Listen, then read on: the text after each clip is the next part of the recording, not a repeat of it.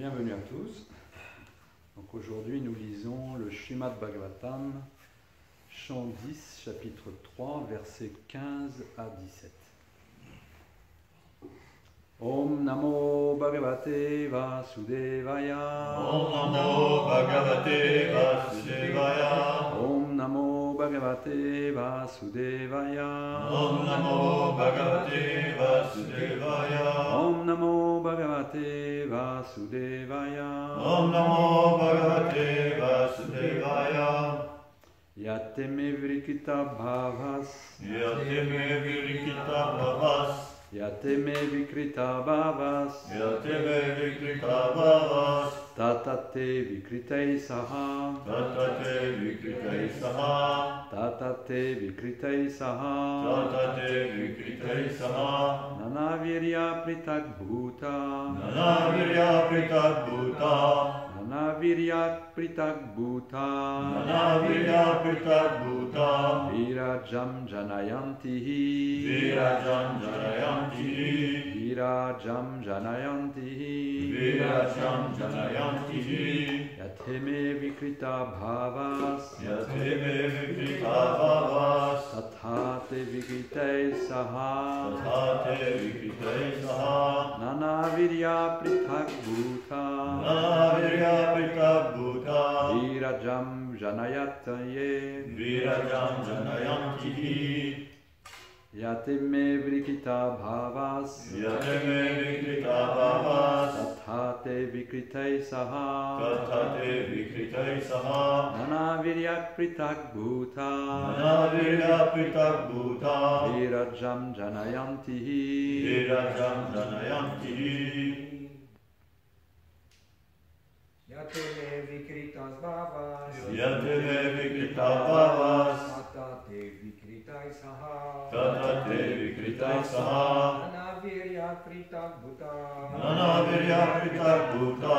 Virajam Janayantihi. Virajam Janayanti. Yateme Vikrita Bhavas. Yateme Vikrita Bhavas. Tathate Vikritai Saha. Tatate Vikritai Saha. Nanaviryaha Pritak Bhuta. Nanavirya Pritak Bhuta. Virajam Janayantihi. Virajam Janayanti. Ladies, Matajis. Yateme Vikrita Bhavas. Yateme Vikrita Bhavas. Tatate Vikrita Saha. Tatate Vikritai Saha. Nanavirya Prita Bhuta. Nanavirya Pritak Bhuta. Virajam Janayanti. Virajam Janayanti.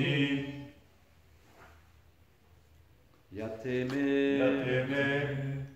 Comme. Comme. Ime. Ime. Ces créations matérielles, Ces créations matérielles. constituées d'énergie matérielle. Constituées d'énergie matérielle. Avikritaha. Avikritaha. Ne sont pas en fait désagrégées. Ne sont pas en fait désagrégées. Bhavaha. Bhava. Avec une telle conception. Avec une telle conception. Tata. Tata. De même. De même. Te. Et. Il. Il.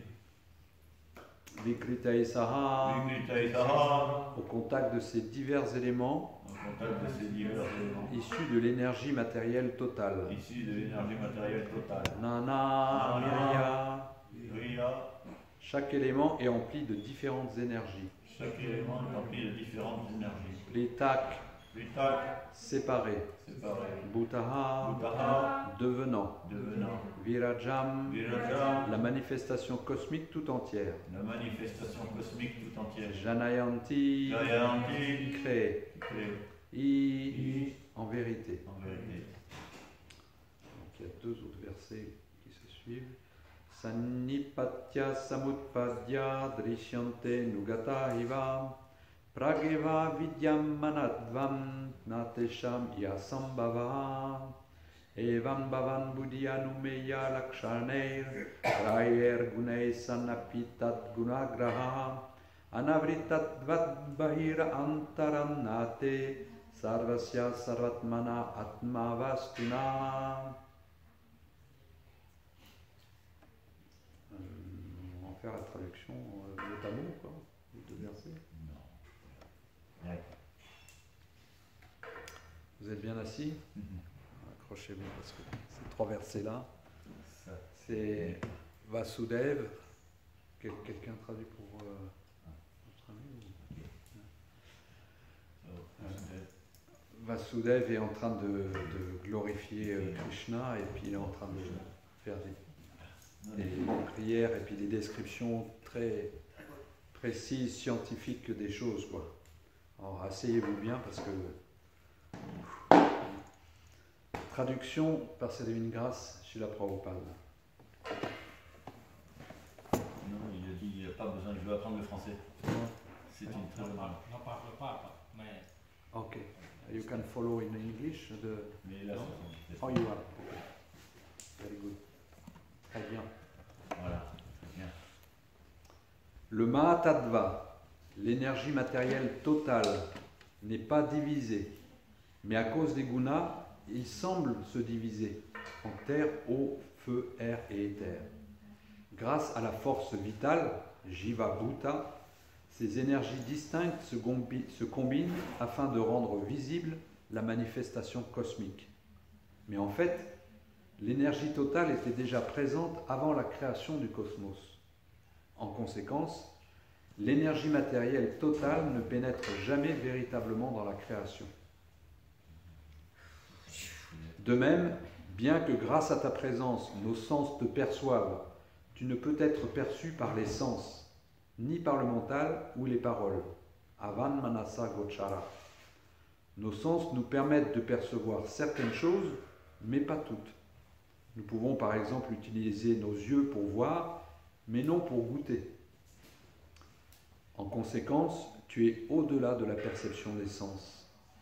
Bien qu'au contact des gunas, tu n'es pas affecté par eux, tu es le facteur primordial de tout ce qui est l'âme suprême, omniprésente et non divisée. Pour toi, il n'y a donc ni extérieur ni intérieur.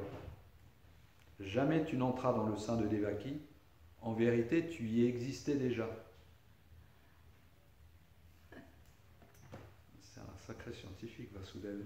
Il va comprendre toutes ces choses-là. Heureusement, Srila Prabhupada va nous donner une tonne à reporter pour essayer de nous éclairer.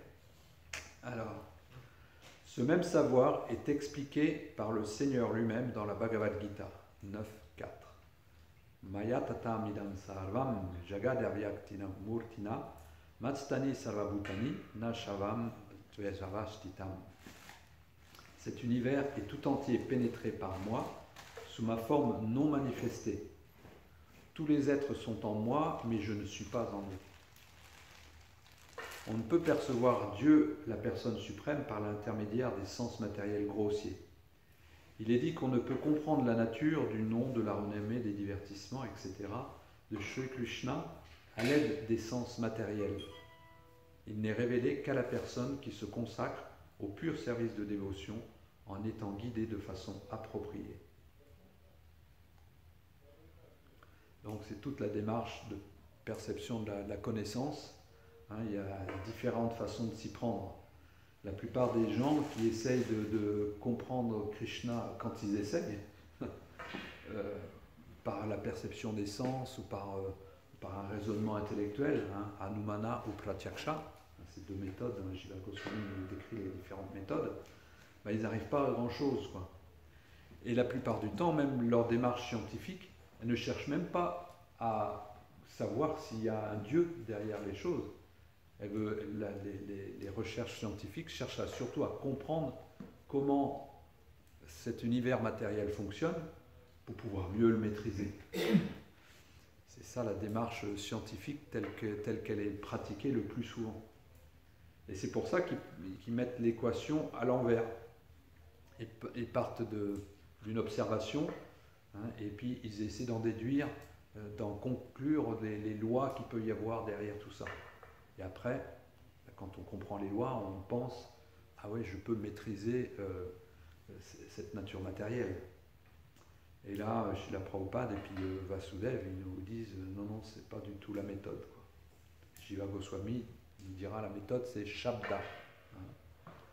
Donc la vraie science, elle passe par d'autres choses. Elle passe par d'abord écouter, entendre. Srila Prabhupada va nous le dire un petit peu plus loin dans la teneur portée. Tat Shrinu, dans le 7e chapitre de la Bhagavad Gita, hein, Krishna il dit écoute bien, je vais t'expliquer tout ça. Et puis il va expliquer quelles sont les différentes énergies qui interviennent dans ce qu'on peut percevoir. Il y a l'énergie brute, matérielle, hein, qui est issue de ce qu'on appelle le Mahatadva, ou dans la Bhagavad Gita, dans le 14e chapitre, il va parler de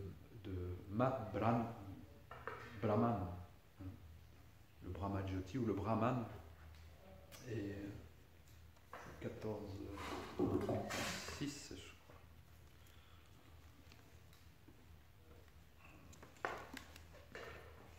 Tu as indiqué la source du Brahman. Ouais.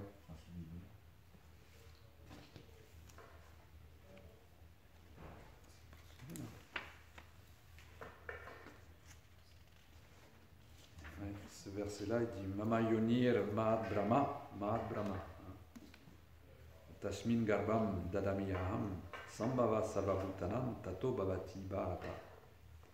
Mama Yonir, de cette source de la naissance, le Yonir, le sein, le Mahat Brahma, hein, qu'on appelle Mahatadva aussi, ben, il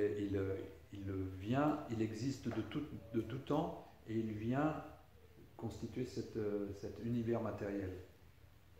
C'est assez difficile à comprendre et bien qu'il se manifeste dans l'univers matériel, il existe encore de tout temps aussi. Et qu'est-ce qui fait que cet univers, ces éléments matériels sont animés, hein, c'est ce que Krishna met dedans et là, Vasudev, il nous dit c'est Jiva Bhuta. Grâce à la force vitale, Jiva, hein, vous savez ce que ça veut dire, Jiva? C'est l'entité vivante, hein, Jiva Bhuta.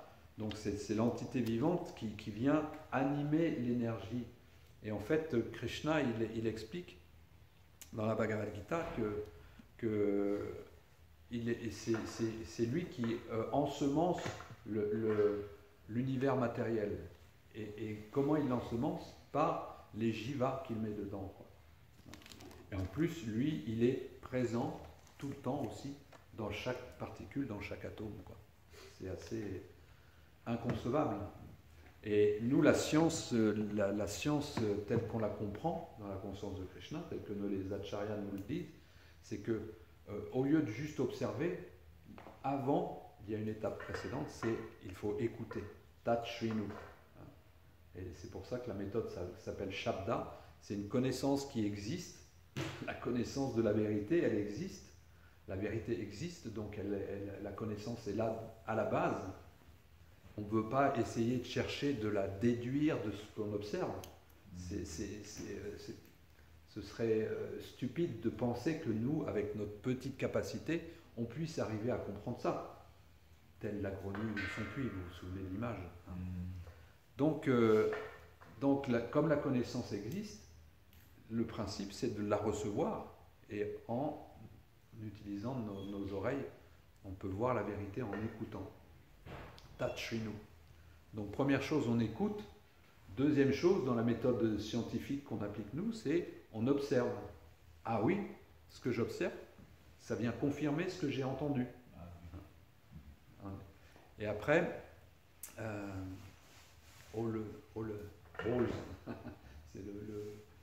pour se souvenir de la démarche scientifique. Hearing, écouter, hein. O, observer. L, c'est vivre, hein. Et E, expérimenter.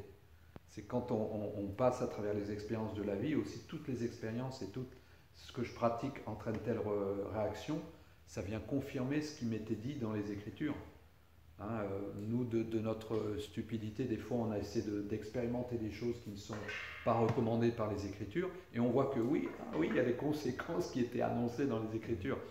Oh, bon, faudrait peut-être pas que je m'aventure dans ce sens-là. Par contre, ça me recommande d'agir de telle façon, et quand j'agis de telle façon, ah oui, je commence à expérimenter et comprendre un peu plus la vérité absolue. Donc c'est la démarche scientifique, c'est ça. Et après, S, c'est c'est partager, quoi. C'est donner aux autres aussi cette connaissance. Sharing. Donc, pour comprendre la vérité, le Mahatattva, Srila Prabhupada nous dit, là dans la teneur et portée, il n'est révélé qu'à la personne qui se consacre au pur service de dévotion en étant guidée de façon appropriée. Et il va dire de quel genre de vision il faut avoir, en citant Brahma, dans la Brahma Samhita, qui dit Premanjana Shurita Bhaktivilo Shanena Santak Sadeva Lilaeshu Vila Kalamati. C'est quand on a les yeux oints par le baume de l'amour pour Krishna qu'on peut vraiment le voir. Celui qui a développé une attitude d'amour transcendantale à l'égard de Dieu, la personne suprême, Govinda, peut le voir toujours en lui-même et en dehors de lui. C'est pourquoi il n'est pas visible pour la plupart des gens. Dans ce verset de la Bhagavad Gita mentionné plus haut, il est donc dit que bien qu'il soit omniprésent, les sens matériels ne peuvent le concevoir. On voit les scientifiques développent des tas de méthodes, des microscopes, des macroscopes, des télescopes, pour essayer de voir qu'est-ce qu'il y a. Ils arrivent à voir que derrière la matière telle qu'on l'aperçoit, il y a des atomes, c'est-à-dire pratiquement même du vide, et puis de l'énergie qui tourne autour de noyaux qui sont que énergie aussi, que vibration. Alors ils arrivent à comprendre quelque chose comme ça, c'est que vibration, la nature des choses. Et en même temps, nous, dans notre perception, on est loin de ça, dans notre perception directe. Mais ils arrivent à comprendre un peu plus loin, sans toutefois aller jusqu'à la cause de toutes les causes.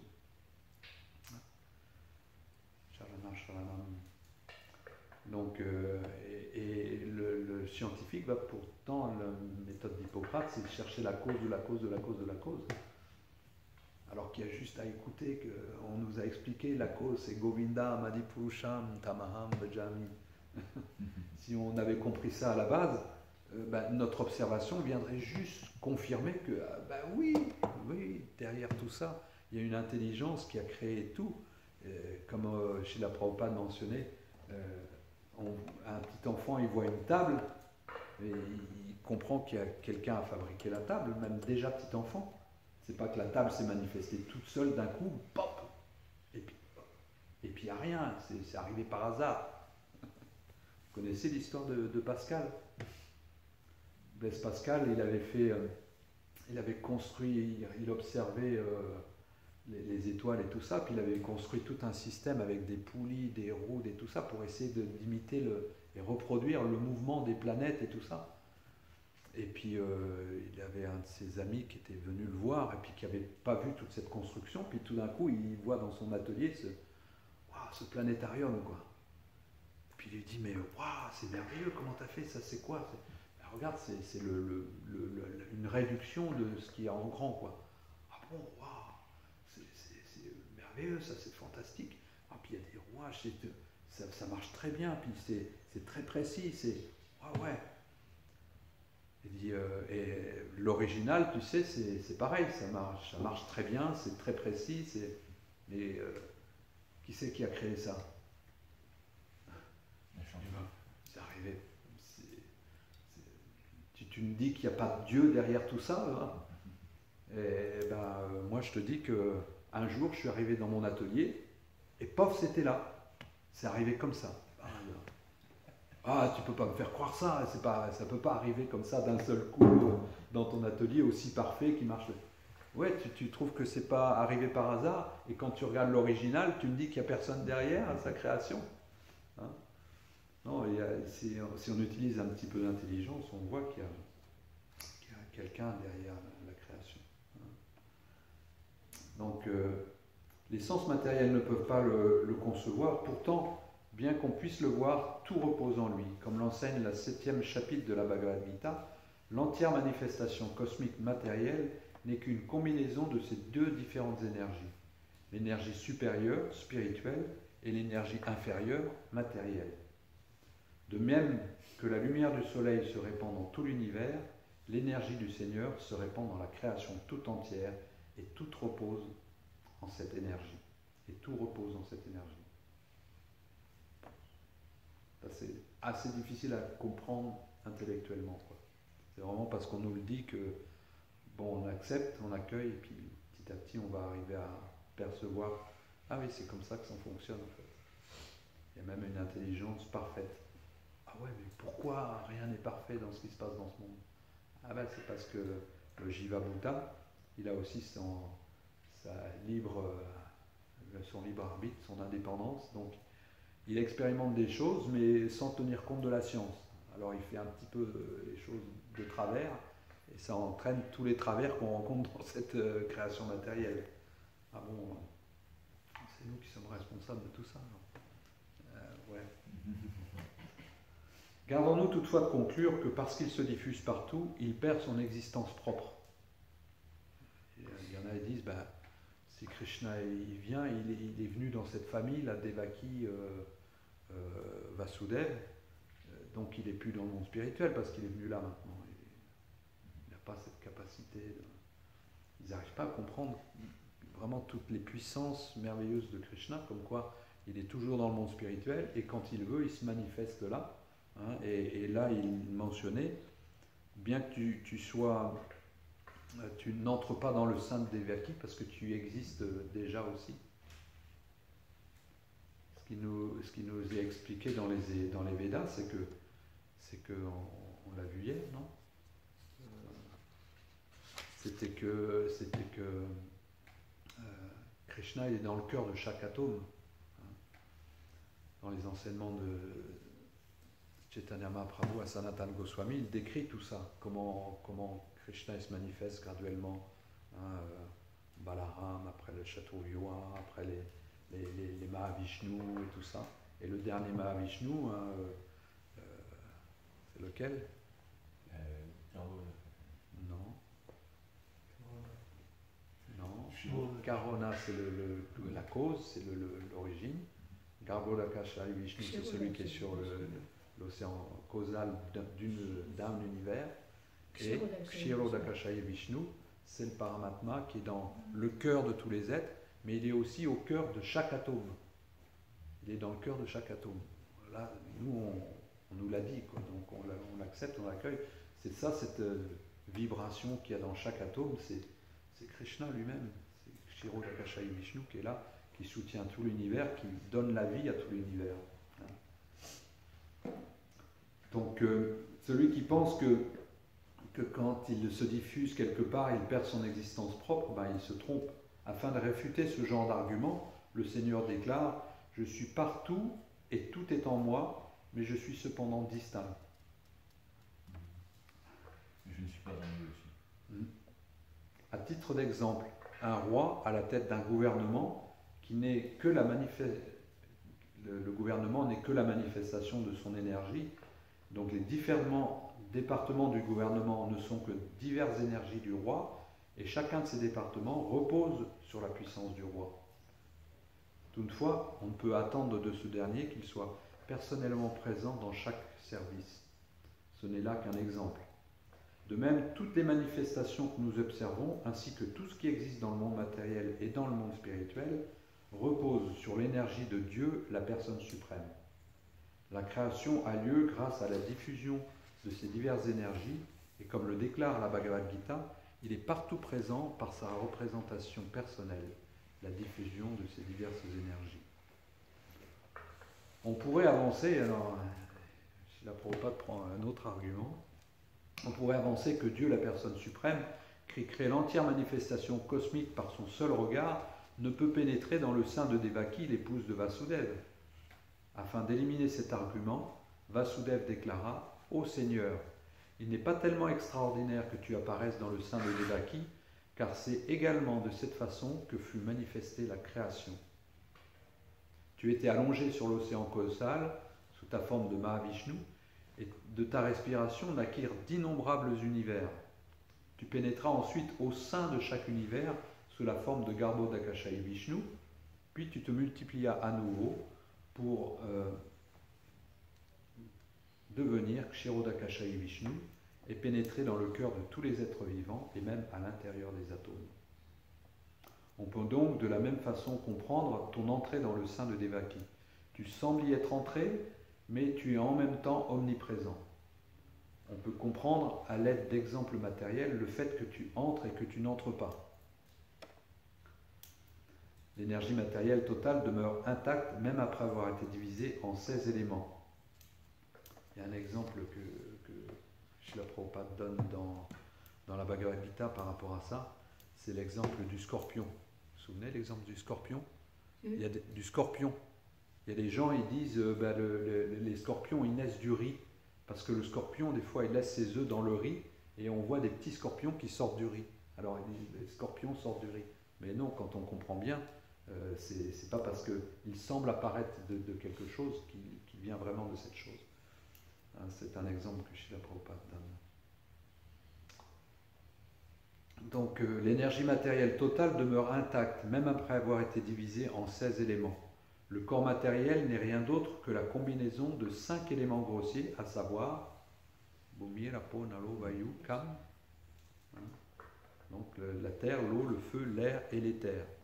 Lorsqu'on voit un corps matériel, il semble que les éléments aient été récemment créés, mais il existe en fait toujours à l'extérieur du corps. De même, bien que tu apparaisses comme un enfant dans le sein de Devaki, tu existes également à l'extérieur. Tu résides toujours en ta demeure. Néanmoins, tu peux te multiplier sous des millions de formes. C'est Lavoisier qui avait dit rien ne se perd. Rien ne se crée, rien ne se perd, tout se transforme. Hein. Donc cette énergie, elle est toujours présente.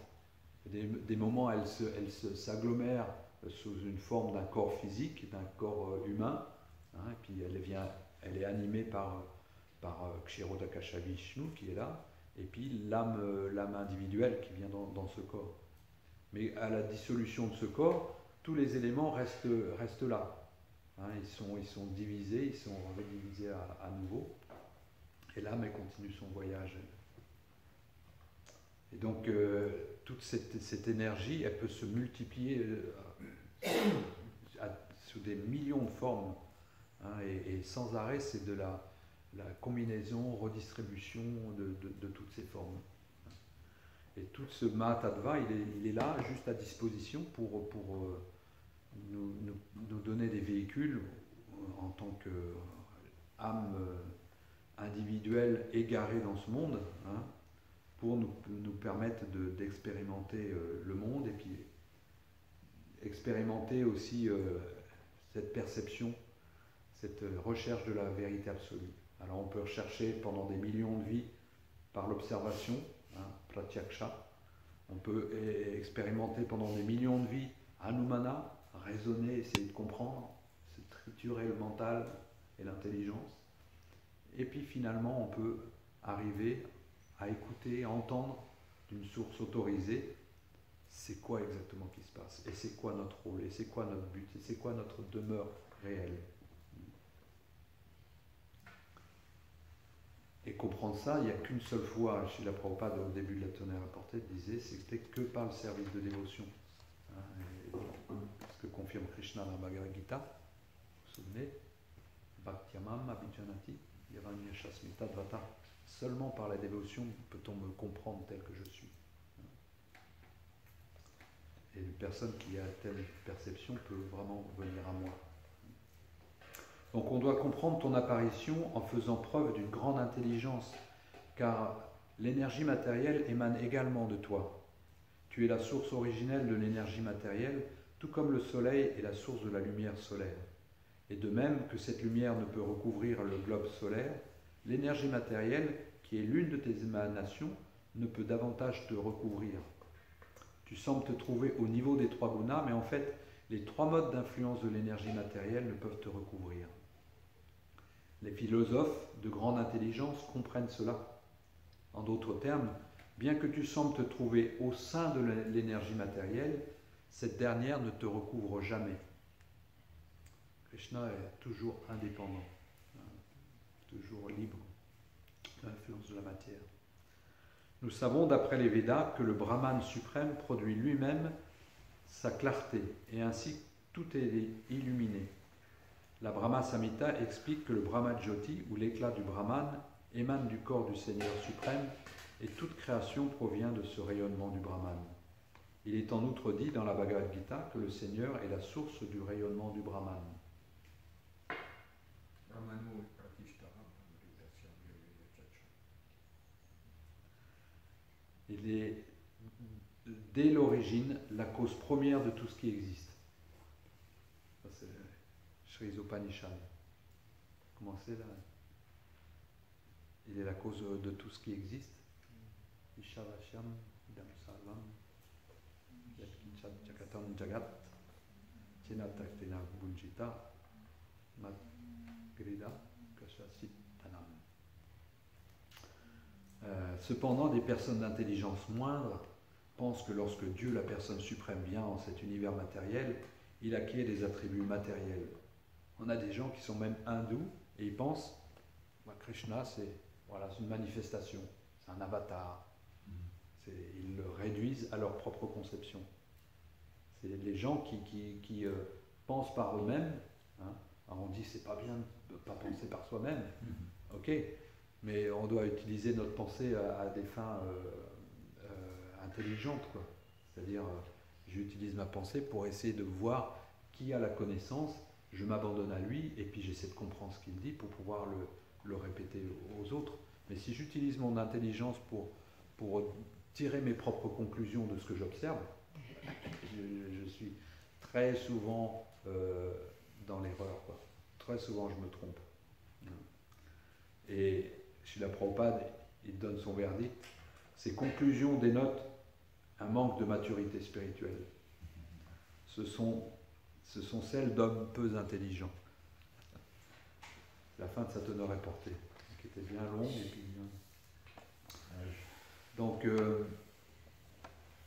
la conclusion de ce verset, hein, c'est que ce que dit Vasudev, c'est vraiment que la première chose, c'est qu'il faut écouter d'une source autorisée pour arriver à comprendre la vérité absolue. Et cette vérité absolue, c'est que l'énergie spirituelle rentre est présente dans l'énergie matérielle.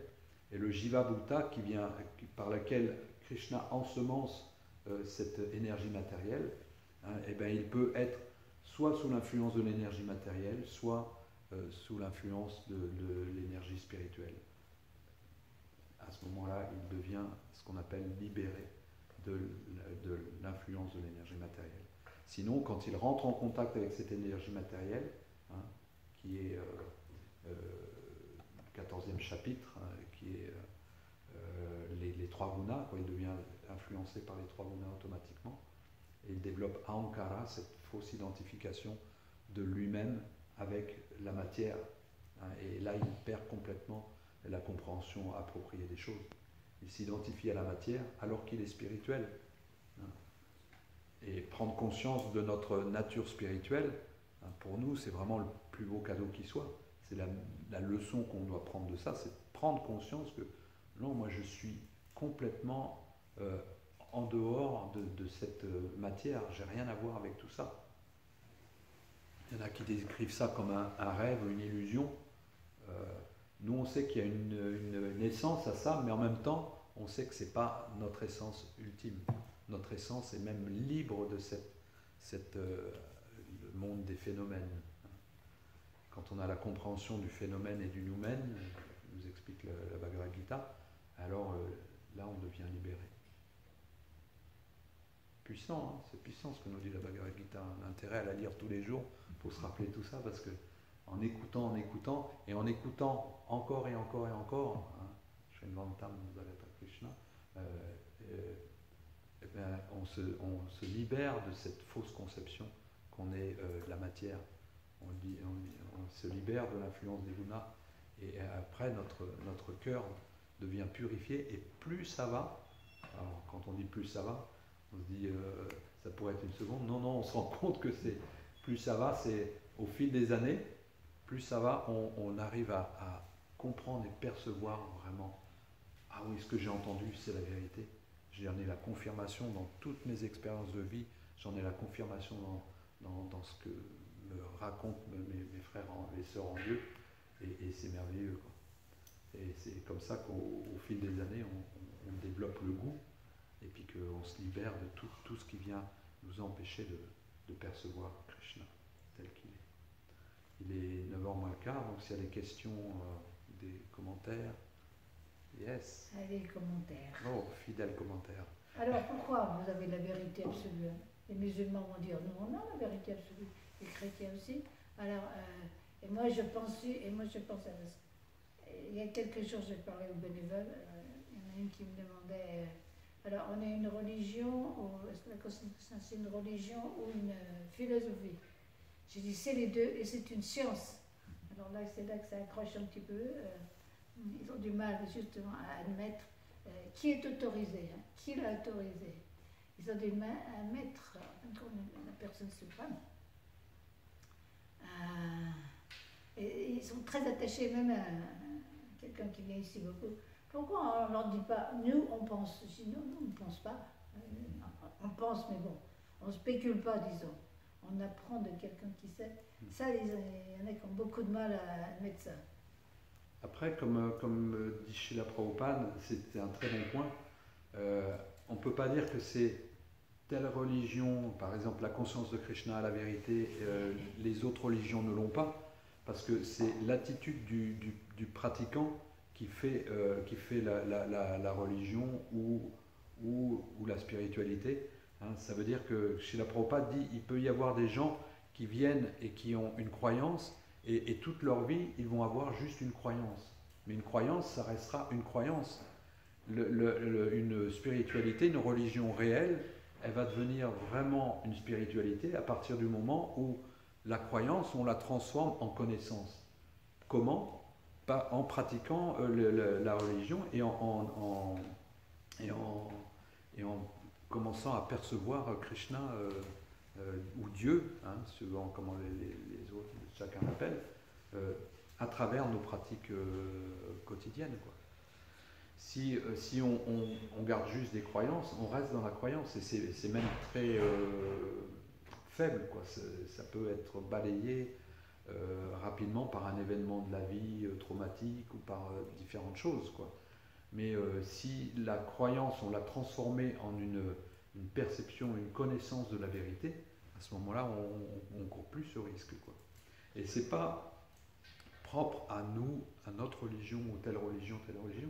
Si Krishna il se donne la joie de donner différents messages à différents temps et circonstances, c'est pour permettre à chacun, là où il en est, de pouvoir vraiment développer une vraie vision de lui-même. Et c'est à travers la bhakti, hein, qu'on peut le voir, c'est à travers Premanjana Shurita Bhaktivela Shanena, à travers une vision loin du baume d'amour pour Krishna. À partir de et l'amour, elle s'appuie sur quoi? Sur quelle qualité? On a entendu ça voilà, de Nitai Charan dimanche. La gratitude, c'est la porte qui ouvre à l'amour. Si on est en gratitude, c'est comme ça qu'on développe un sentiment pour cette personne pour qui on a de la gratitude. Donc c'est comme ça que le regard de l'amour vient. C'est par l'appréciation, hein, et la reconnaissance de comment Krishna il intervient dans chaque événement de notre vie, de comment les dévots du Seigneur sont des personnes merveilleuses, de comment tout ce qui se fait dans ce monde, tout ce qui arrive, ce soleil, c'est un chauffage central qui nous arrive comme ça, on n'a pas le moyen individuellement de mettre ça en place. Et pourtant, Krishna, il pourvoit ça. Hein. Et on peut être simplement émerveillé et en reconnaissance. Waouh, gratitude, Krishna, tu prends soin de tes dévots, tu es tellement gentil. C'est vrai, tu le disais dans les Écritures, mais je le vois au quotidien. Hein. Et c'est comme ça que graduellement, année après année, seconde après seconde, mais bon, année après année, on arrive à développer cette appréciation de Krishna, comment il est tellement gentil avec nous. Qu'est-ce que je vais faire pour pouvoir lui faire plaisir à lui, hein, et les Écritures me disent tellement de choses. Ça me paraît tellement élevé ce qu'il me demande, mais bon, je vais commencer, c'est ok. C'est la reconnaissance. Le fait, c'est qu'une personne comme ça, en fait, elle n'est pas prête à en recevoir plus, parce qu'elle est trop orgueilleuse, en fait. Trop attachée à son système de confort, Et les gens se rendent pas compte comment ils sont orgueilleux parce qu'ils sont identifiés à avoir leur chèque à la fin du mois, les facilités de chauffage, l'eau courante au robinet avec de la pression, le supermarché à côté, toutes ces choses-là, toutes ces facilités, elles pensent que c'est normal, elles sont dues. Donc les gens deviennent orgueilleux de leur civilisation, de leur technologie, de leurs armes, de beaucoup de choses, ce qui fait que ils ont du mal à accepter qu'il puisse exister une référence, une autorité sous la forme d'écriture. Donc ils rejettent. Ils disent par moi-même, j'y arrive très bien. Pourquoi je devrais me soumettre à une écriture, à un truc que je ne connais pas. Donc c'est pourquoi en fait Krishna invente aussi les guerres pour détruire l'orgueil des gens. C'est clair que quand il y a des difficultés économiques, sociales, des guerres, des épidémies, des choses comme ça, les églises se remplissent, les gens deviennent plus humbles et donc plus prêts à écouter. Il y a une autre chose aussi, c'est que la religion, souvent, c'est pris aussi de la même façon comme une zone de confort. On la reçoit d'une façon familiale ou etc. Eh bien, voilà, je reste dans la religion, la spiritualité, et je ne remets pas ça en question. Donc, je pense que je suis déjà dedans. Je vais tous les dimanches à cette pratique. Je suis sauvé, le sauveur est déjà venu, il a fait tout le travail pour moi. J'ai rien de plus de spécial à faire. Mais si on demande à une personne de sortir de cette zone de confort, de dire non, la religion c'est au-delà de ce que une institution peut te donner ou quoi, c'est vraiment quelque chose de personnel. Mets-toi, lâche-toi dans le vide, hein, pour voir vraiment quelle attitude tu as par rapport à Dieu. Et est-ce que tu es prêt à t'abandonner? Est-ce que tu es prêt à lâcher prise, lâcher tellement de choses? C'est là le vrai test. Et on voit dans toutes les traditions, même dans la tradition chrétienne, on voit Jésus qui va dans le désert, on voit différentes choses où il est tenté, etc. Et quelle attitude il prend à ce moment-là. Et le dévot, il ne va pas manquer aussi à la règle, c'est qu'il va être mis en face de ces anarthas et il va devoir choisir. Est-ce que je m'abandonne et puis je comprends que je vais devoir lâcher ces anarthas ou pas? Est-ce que je le fais ou alors est-ce que je me replie dans ma zone de confort en disant c'est ok, moi je viens tous les jours au Mont Galarti, je viens tous les jours au sein, je prends du prasadam, je fais tant d'heures de service et c'est ok. Mais est-ce que quand Krishna te demande comment tu te comportes avec les autres, comment est-ce que tu acceptes le service qui t'est proposé et différentes choses comme ça? Comment est-ce que je vis par rapport aux tentations que le monde peut encore me proposer? Et qu'est-ce que je fais? C'est là que Krishna il veut voir, c'est moi que tu veux ou c'est quelque chose d'autre que tu gardes encore avec toi? Et c'est là que c'est précieux, puis c'est là que c'est la limite, la différence, quoi. Et après, bon, ça, petit à petit, seconde après seconde, ou année après année, il arrive que, ce truc-là, même si je m'y accrochais fortement, ça n'a même plus de saveur. Alors, finalement, j'ai réussi à lâcher cette chose-là. Et pratiquement, c'est même pas conscient que le processus est fait. C'est au bout d'un certain temps, on se dit, mais tiens, à un moment dans ma vie spirituelle, ça me... Et puis maintenant, plus du tout. Qu'est-ce qui s'est passé? Le processus de nettoyage, il s'est fait. Shravanam, Kirtanam, régulièrement. Et comment c'est?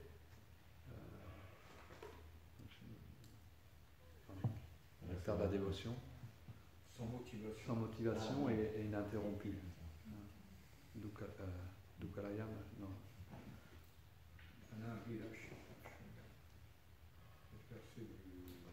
Du Priya Bhagavatam, du Bhaktira Samrita Sindhu. Merci Prabhu. Constamment et avec persistance, consistance. Alors, crois que la conscience de Krishna, ça peut être défini comme une science. En quoi? Pourquoi on peut dire que c'est aussi une science? Ben, parce qu'en pratiquant, on se nettoie. On n'a pas besoin de croire.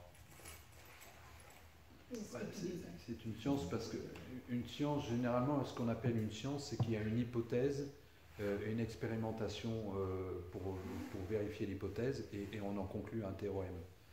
Donc la science de la conscience de Krishna, c'est l'hypothèse, c'est pas une hypothèse farfelue qui vient de n'importe où, c'est une connaissance qu'on entend, hein, qui est contenue dans les textes, et de la même façon, on va expérimenter ce qui nous est prescrit dans les textes, pratiquer, etc. Et on va trouver le résultat que, effectivement, ce qui m'était annoncé, je l'obtiens. Donc c'est en ça que ça fait une science.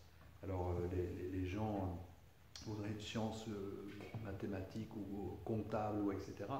C'est beaucoup plus complexe que ça. Tout comme la science maintenant qu'on appelle la science quantique, où on arrive à comprendre que la science, c'est pas seulement des faits et des choses mesurables, enregistrables, parce qu'il y a d'autres paramètres qui sont des paramètres du style caractère, l'humain, le relationnel, l'énergie, des choses qui sont plus impalpables et plus difficilement mesurables. Mais dans la conscience de Krishna, c'est pareil. On a tous ces paramètres qui sont beaucoup plus fluctuants, puis plus difficiles à appréhender, à mesurer, hein, mais qui sont là et qui interviennent, mais on en tient compte. On en tient compte parce que la conscience, le mental, toutes ces choses-là, tu ne peux pas arriver à comprendre. Hein. Même des gens qui étudient la science du mental, la psychiatrie, la psychologie, ils ne peuvent pas comprendre l'esprit d'une personne. Que dire d'une personne, d'un pur dévot? On dit, on ne peut pas comprendre l'état d'esprit d'un pur dévot. Et même si on ne peut pas comprendre ça, c'est sur ça qu'on travaille avec la science de la conscience de Krishna. Et on voit que le résultat, même des personnes qui semblaient aucune qualification, aucune... au départ, tous finissent par arriver à devenir des personnes exaltées, dévotionnelles, qui développent toutes les qualités Vaishnava et sans travailler précisément sur chacune des qualités, mais simplement parce qu'elles fleurissent naturellement en même temps que la dévotion de la personne, quoi. Donc c'est une science qui est non seulement une science, mais c'est une science magique et merveilleuse. C'est une œuvre d'art en même temps. Donc c'est à la fois une science et puis quelque chose de... C'est à la fois cerveau gauche et puis cerveau droit aussi. Hein. Et en plus, on y est pour rien. On y est pour rien parce qu'on dépend de la miséricorde, mais en même temps, c'est parce qu'on demande la miséricorde qu'on l'obtient. Voilà. Donc on y est aussi quand même pour quelque chose, mais un pas parmi les 100 pas qui sont faits, quoi. Là, Srila Prabhupada qui... Merci de m'avoir. Allez,